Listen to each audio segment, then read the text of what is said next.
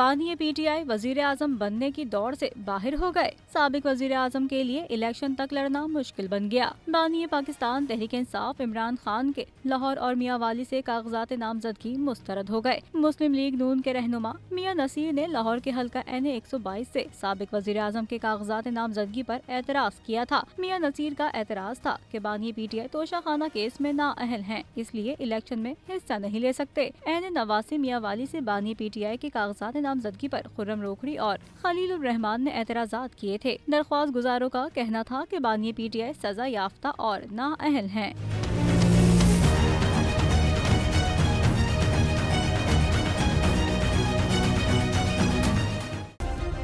Subscribe करें और bell दबाएं ताकि कोई खबर रह न जाए।